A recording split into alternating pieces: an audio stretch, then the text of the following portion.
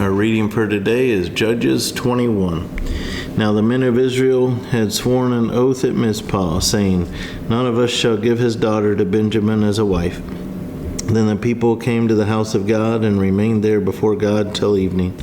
They lifted up their voices and wept bitterly and said, "O Lord God of Israel, why has this come to pass in Israel, that today there should be one tribe missing in Israel?"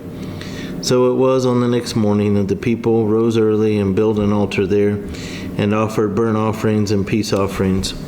The children of Israel said, "Who is there among all the tribes of Israel who did not come up with the assembly to the Lord?" For they had made a great oath concerning anyone who had not come up to the Lord at Mizpah, saying, "He shall surely be put to death."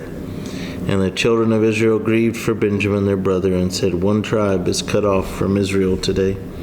What shall we do for wives for those who remain, seeing we have sworn by the Lord that we will not give them our daughters as wives?" And they said, "What one is there from the tribes of Israel who did not come up to Mizpah to the Lord?" And in fact, no one had come to the camp from Jabesh Gilead to the assembly. For when the people were counted, indeed not one of the inhabitants of Jabesh Gilead was there. So the congregation sent out their 12,000 of their most valiant men and commanded them, saying, "Go and strike the inhabitants of Jabesh Gilead with the edge of the sword, including the women and children. And this is the thing that you shall do. You shall utterly destroy every male and every woman who has known a man intimately." So they found among the inhabitants of Jabesh Gilead 400 young virgins who had not known a man intimately, and they brought them to the camp at Shiloh, which is in the land of Canaan. Then the whole congregation sent word to the children of Benjamin who were at the rock of Rimmon, and announced peace to them. So Benjamin came back at the time, and they gave them the women whom they had saved alive of the women of Jabesh Gilead, and yet they had not found enough for them. And the people grieved for Benjamin, because the Lord had made a void in the tribes of Israel.